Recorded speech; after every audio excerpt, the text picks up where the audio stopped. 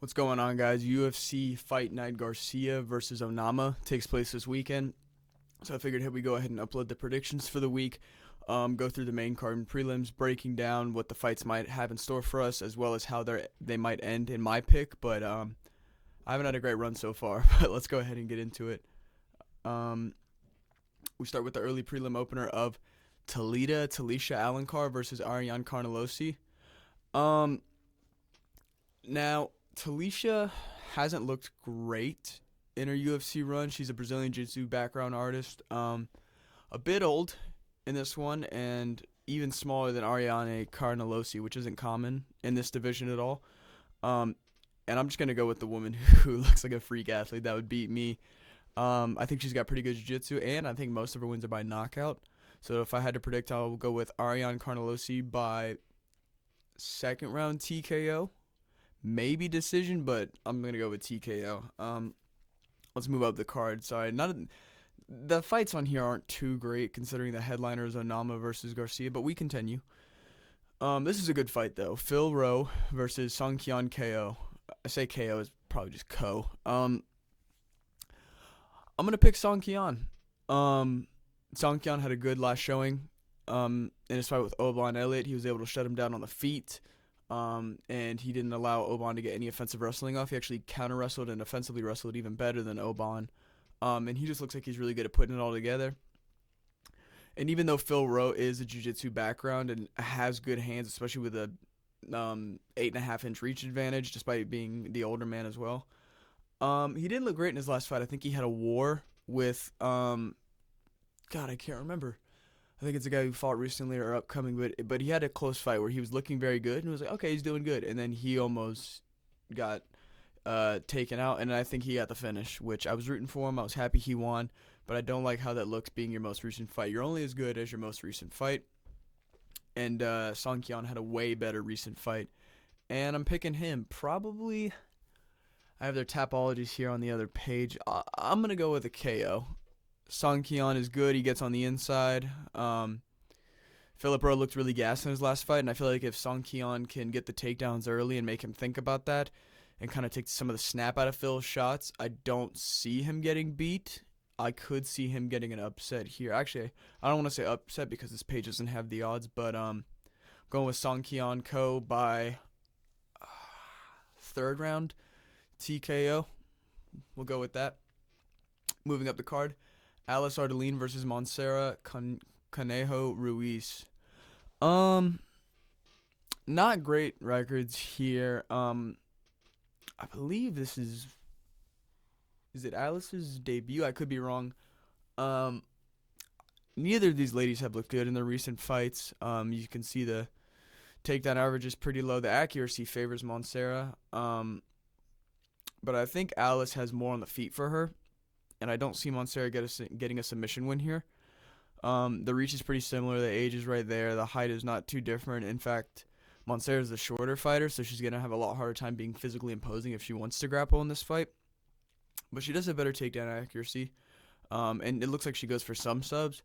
But I'm going to ride with Alice Ardeline and her ability to have better striking, and I hope good defensive grappling in this fight. I don't know too much about these fighters, and I don't want to just read off of a screen other stats that I just don't know. So we're just gonna trust our gut on this one. I'm gonna go with Alice Ardeline, despite her not having a profile picture. Is $7.7 billion signed deal coming up soon, by the way. We move on. Ketlin Vieira versus Norma Dumont. Ketlin Vieira versus Norma Dumont. I think I'm gonna go with Norma Dumont. She's got good finishing instincts, slick submission from top or bottom, if I'm not mistaken. Not too much of a size difference between these women. I know Ketlin does kind of zombie forward and try to get her strikes in. I think she lost the unanimous decision to Kayla Harrison, but's coming off a win of Macy Chasson, which is a good win, despite Norma losing to her. But I don't know, styles make fights, and I feel like maybe Norma can hang with the striking. But I think she's going to look for ground game here, and I feel like she might get a submission or maybe a decision in this fight. Nothing crazy, probably a 29-28. We might see a deep submission threat. I don't know if a knockdown will come out of either of these ladies, but Caitlin Vieira just hasn't looked great. She looks like she's just like kind of consistently the same, and it's never she's terrible, but it's never she's exceeding in her performance. Whereas Norma seems to go for the finish when she can. I mean, they're both Brazilian, but the jiu-jitsu is definitely on Norma's side. And it looks like she puts out more strikes too, so she's willing to compete on the feet with Vieira if it takes a second for her to get the takedown. So we're going with Norma Dumont probably by second round submission or decision. Like, the first thing I'm saying is what I'm going to bank on, but if it doesn't go that way, the second one is what I think it would be if my prediction didn't come true. We move up the card. Undefeated prospect Dante Johnson versus Cedric Dumas. We're just going to go with Johnson. Cedric's decent. Had a no contest in his last fight out, but his consistency or lack thereof is very worrying. And it looks like he's going to be going up a division for this. I'm not sure. No, middleweight. Okay, Dante's coming down. But yeah, I just don't like Cedric's inconsistency. I know his last fight, he had to like pull out of a fight for some other reason. He had a groin shot from Zach Reese. But before that, he was getting arrested. Couldn't train because of his ankle monitor or something like that, or he was training with it on. He just doesn't seem fully committed to the game. And I don't like that. I understand that he definitely could be have an Unk still got it moment and just show levels to the young and undefeated Dante Johnson. But despite the height advantage, it doesn't seem like Cedric uses that a lot in his fights. He usually tries to stay standing, whereas I think Dante having that, thick, short Terrence McKinney almost build might implement the grappling if he needs to. Granted, he doesn't shoot at all on the stats, but maybe that's because he hasn't fought in the UFC yet. I don't know what they weigh those stats off of.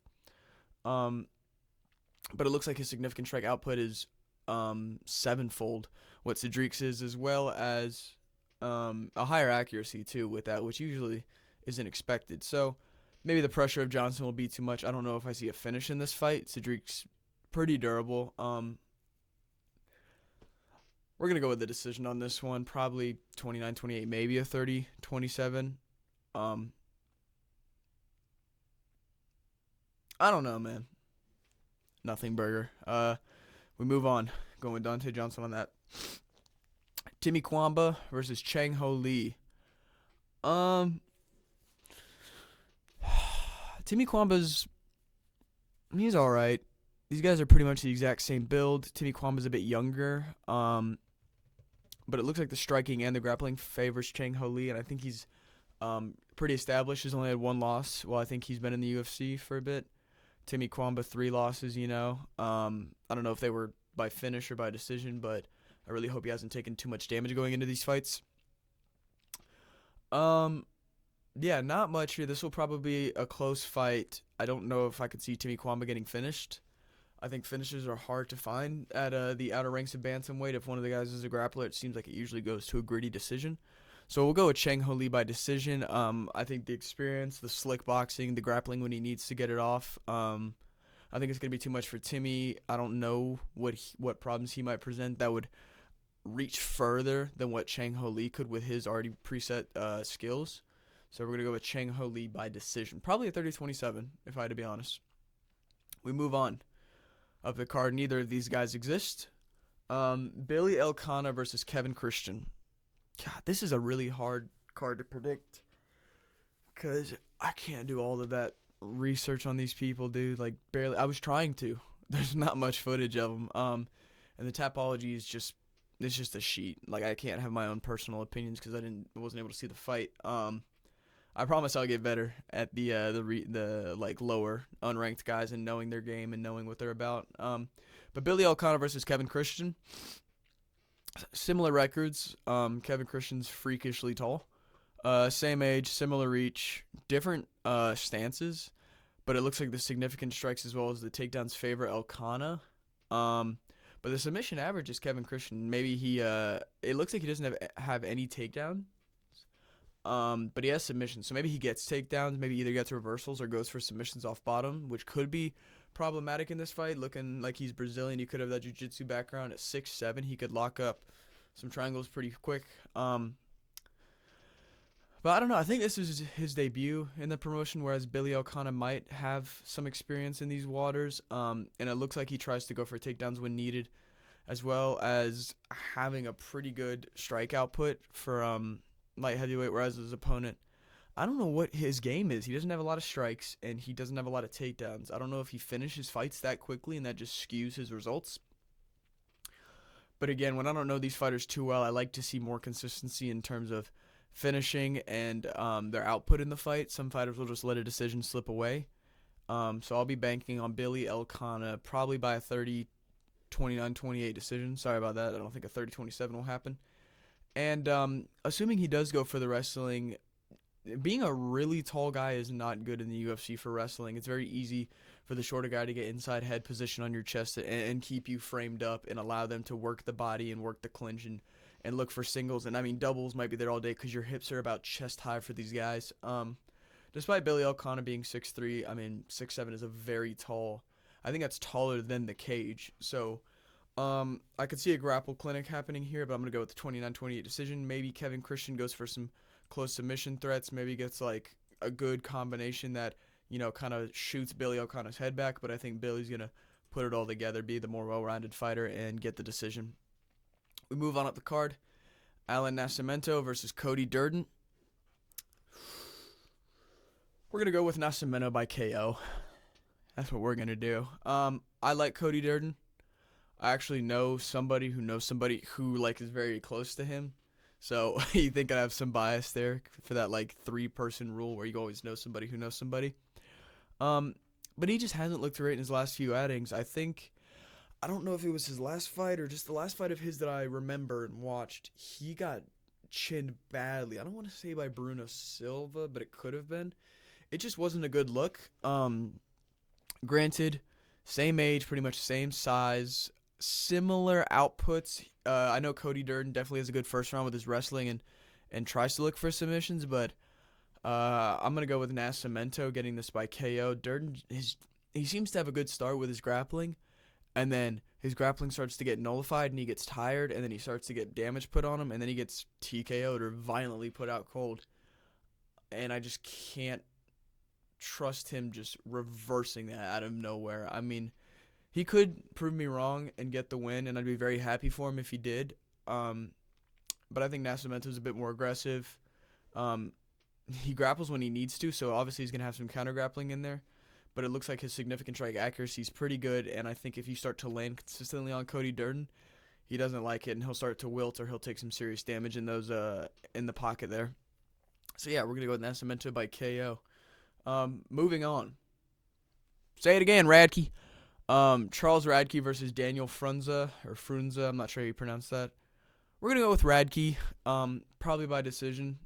Chuck Buffalo's probably going to show this young whippersnapper how it's done. This 31-year-old kid, how it's done. Radke hasn't looked great in his last few fights. I think he got body shot finished by Prates. I feel like such a casual. I feel like I watched his last fight, but I just can't remember it. He might have had a decision win maybe, but 10-5 is not a great record. But I think he's got the experience. I don't know too much about Daniel Frunza, but he looks pretty green based on record. Reach is similar. It definitely looks like he likes to strike, even though Radke has the significant strike accuracy. But when it comes to the wrestling, I think that's where Radke will thrive. He'll grapple if he needs to. If he's getting beat up on the feet, he's got those takedowns in his bag. And it doesn't look like Frunza has any takedowns, maybe offensively. Maybe he's a good defensive wrestler, but I don't know too much. But I'll trust in Radke in the moments that he has looked good. I don't know. He's a fan favorite for me. Whether you love him or hate him, you're going to watch him. And I think he's gonna be hungry in this one. He hasn't looked good in his last few fights, so he's gonna want it more than ever. And I just don't see wrestling out of Frunza that could maybe nullify the striking of Radke if Radke's doing better. Whereas if Frunza starts to do good in the striking, I see Radke's wrestling coming into play, maybe gassing out or just completely nullifying Frunza altogether. And we're going to go with Radke probably by 29-28 decision. I could see Radke having trouble in the early with the hands, but once he finds the range and maybe the timing on the takedown, he'll be able to get it. Sorry, there's something on the edge of my eye there. Lord. All right, we'll move up the card. Isaac Dogarian versus Yadir Del Valle. God, the prelims are not looking great. These guys are pretty similar in height, reach, age, different stance. It looks like the striking definitely is gonna favor Devalle. I'll just say Deval, so I'm not sounding too weird. But both of these guys, it looks like they like to wrestle a lot. Bulgarian more so. But it looks like he has it on the feet though. He seems to be a bit behind Deval. But he has enough, and it looks like he really does go for these takedowns and gets them for the most part, and looks for subs whether he's on top position or somehow ends up on bottom. Um, God, and based on these profile photos, this might be Deval's UFC debut. He's wearing the Contender Series gloves in his profile. Um, Isaac Dolgarian 7-1, decent record. I understand Deval is 9-0, but I don't know what scene he came up on. Maybe it was LFA. I just don't know too much about him. And it looks like Isaac Dolgarian really wants to implement that wrestling. And I feel like for a lot of these Contender Series guys, it's difficult when they face somebody who's like a pure grappler unless they're one themselves. But an established one at that, at least someone who's in the UFC, because there's levels to that. And we're gonna go with Isaac Dolgarian, probably by third round submission. I don't know. I feel like these undefeated guys showing up in the UFC, it's make or break for them. Sometimes the lights are just too bright. But it's in the Apex, so maybe no crowd won't face him. Maybe I'll be wrong and he'll be 10-0. But off of what I'm seeing and off of what I know, I think we're going to go with Isaac Dolgarian by like second, third round submission. He seems to get the wrestling off when he wants to, and I just don't know how Deval is going to hold up to it. But we move on. Next fight, Jeremiah Wells versus Temba Garimbo. I don't know about this one. So I don't remember if it was Garimbo's last fight, but I know that the last fight of his that I watched, he got manhandled by Luque. I think he got knocked down into a Darce out cold. And that's just not a great look. But granted, I like Luque. He looks good. He held his own against Joe Alvarez and technically got finished, but the ref kind of ruined it. But Jeremiah Wells is up there, man. He's older. He's smaller. He's got shorter reach. He's got worse striking. He has worse wrestling. I can't justify a win.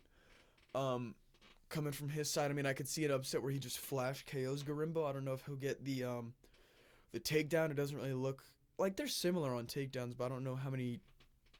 I just don't see Temba getting submitted. But do I see a finish from Garimbo? It is very possible that Garimbo lands the finishing strike, but it would probably be, we're gonna say round 3. Like volume TKO up against the cage, or Jeremiah Wells like panic shoots and Temba just ground and pounds after he lands a good shot against the cage or just in the pocket. Yeah, I can't see a win for Jeremiah Wells here, and I think Temba Garimbo is a little too athletic. He's maybe a little bit past or in the prime of his career, at least 34, whereas his opponent Wells is pushing 40. And at welterweight, I think the older you get, like the more dangerous it is compared to the upper weight classes where everybody's kind of at a different level of shape just due to their pure size. But yeah, we're gonna go with Themba Garimbo by late rounds TKO or decision. Probably a 30-27 if it goes to a decision. I could see him doing enough all 3 rounds. But this could be a war. We'll see. We'll find out. We move on to the co-main. Waldo Cortez Acosta versus Ante Delija. Waldo Cortez Acosta's looked decent. I think he got a boring decision in his last fight, but had a KO over Ryan Spann, which is decent. I personally don't like him because he just lands a bunch of nothing shots, and every time he gets hit, he emotes, and it's kind of boring. And then the last 10 seconds, he does Holloway's done irreparable damage to the last 10 seconds of a fight. Because you'll see 2 jiu-jitsu guys have a boring grapple fest, and in the last 10 seconds they're up, and then they shoot. It's just the most cornball thing I've ever seen, and Waldo is kind of one of those. At the end of the fight, he'll do this, and then he'll throw like a pitter-patter jab and just back up. Just keep backing up, and not engage in combat like Holloway does when he throws down. But Ante Delija, I think he was a former kickboxer. He's training with Tom Aspinall. Looked good in his last fight. He passed the Tybura test, which not many guys do. The blob, Tybura. I mean, he beat Tuivasa. He beat a couple other guys. And Ante stood with him and chinned him out cold in round 1. And it was a nasty, I think he slipped, uppercut, backhand. and he landed all that and put Tybura out pretty much cold for the most part. He was snoozing for a second there, and I don't think a Ryan Spann KO is like otherworldly. I think Tybura is more impressive than Spann. I think Tybura was ranked 7th and Delija was unranked, so that just shows how he is a mainstay inside the top 10 because he's not an out of shape loser like half the heavyweight division. It looks like he outputs more strikes. I'm sure if any takedowns were to any grappling were to happen in this fight, Ante seems like the more physical guy. Like he's able to work around it. He's a little bit lighter, but they're the same height, so I don't see any frame issues. And he's made of muscle, whereas Waldo's kind of flabby. Even though he's a bit built, he's kind of flabby. So I trust in Ante Delija. The thing is, I don't know. I'd prefer to see a chinning. But Acosta seems to have a chin, and he'll just back out of the way and emote every time you land a good shot on him. Like that favors the judges or something. Like they're like, it wasn't too significant of a strike. When it's heavyweight, almost every strike is significant because these guys are freaking huge. We're gonna say 29-28, probably a very close fight decision for Ante Delija, where Waldo screams robbery even though he did nothing in the fight but emote. If there's a finish from Ante Delija, that'd be great. That'd be cool. If there's an upset from Waldo, then he's proved himself that he has finishing instinct, because I feel like a lot of fights he just has a boring decision. I think he went against, I can't remember who, and it was just a nothing burger, a snooze fest of a fight. I don't know, man. We're going to go with Ante Delija by a 29-28 decision. I love a finish, though. But beggars can't be choosers. We move on to the main event of the night. Steve Garcia versus David Onama. Both guys riding some pretty high win streaks. I think Onama on a 4-fight and Garcia on a 6-fight win streak. Majority of came by finish. I'm not sure how many were, knockout or submission. I think Garcia always looks for the knockout. So does Onama. They're both slick strikers who put that pep on their opponent, but it seems like Garcia is a bit more consistent and a bit more tenured. Not by a long shot, but they have pretty similar strikes, output, and accuracy. Takedowns favor Onama, but the accuracy favors Garcia. I don't think there's going to be a lot of wrestling in this fight, and I think if either man tries to wrestle, I see Garcia having more success. In his last few outings, he's had some pretty good grappling exchanges where he's ended up on top to get a TKO or submission. And on the feet, he just seems to be a dog. He seems to go for it and get the chin. Onama's right there with him, but I think he's just a little behind in every aspect of the fight. And I don't think cardio is a huge issue for either one of these men. I think this is a pretty clear cut and dry fight. It's going to be a good one. I really hope that they don't like two strikers counter each other and just become a grapple fest for no reason. But we're going to go with Steve Garcia probably by round 3, KO, TKO. He seems to really start to put that pressure on as the fight builds. I could see maybe a first round being a feel round, or a round where they just are pretty equal, but maybe Garcia starts to not respect Onama's power, thinking he can eat his shots, or just getting slick on the inside, or just figuring out what seems to bother Onama and put his hands up. And maybe he implements the wrestling to make Onama think about it, or to be like, I can't, openly strike with this guy because it leaves my hips open. But regardless of how he gets there, I see Steve Garcia getting the finish in round 2, round 3 probably, as the fight starts to settle in and these guys start to get in that flow state of not being super zippy with shots, with how energetic they are, where they start to have that layer of sweat where grappling exchanges get very difficult from either men, whoever wants it or doesn't want it. And they're kind of forced to stay on the feet in a way. And I see Steve Garcia having more of that dog in him, having that longevity throughout the fight, more consistent power, able to shut the lights off as the fight goes on. Whereas I feel like Onama might start to get a little tired, a little weary of, should I throw this combo, or is he just going to shoot it on my hips, or maybe fire something back twice as long in terms of how many strikes he's throwing, or just more aggressive. Yeah, I got Steve Garcia winning it. Sorry there wasn't a lot of enthusiasm in this card. Granted, it's not great, to say the least, to be a nice guy. There's definitely some good fights on here. A lot of these could be a prelim opener, and I'd be totally happy about it. But to make up an entire card with this headline, it's just a smack in the face of the UFC, like of the UFC fans, with the UFC being like, here, take it. I know you're not gonna do anything about it. Like, you're gonna take what I want you to watch. And this objectively is not a good card. So I wasn't super hype about it like I was for 321, where I knew everybody, where there were storylines in the fights, where there was something to build there. I can't remember what the next card is. It might be. Let me see. I don't want to end this video without kind of recapping that. Is it the Marab card? No. No. Okay. Wow. UFC 322 JDM versus Makachev. I will be very hyped for that card. Co-main Shevchenko versus Zhang. They've given Bo Nickel another main event slot. And putting Benoit Saint Denis and Beneil Dariush on the prelims. We'll just discuss this when we get to that card. But this is a very hyped card. Let me look at the card in between that hasn't even been built. Bonfim versus Brown. Kind of the same as this card, maybe a little bit better, but we got things to look forward to as UFC fans, whereas this card is just not sunshine and rainbows. But again, thank y'all so much for watching. If you liked the video, please comment, like, share, subscribe. It really helps me out. Maybe if you want to comment some video ideas, that way I can spice up my content without sounding like a girl on Instagram. But yeah, let me know down below if any of my picks were absolutely stupid, and let me know your picks, how you have these fights ending, and I'll see y'all in the next one. Probably a post-fight reaction video for this card, or if any big news blows up in the media, we'll talk about that. But see ya.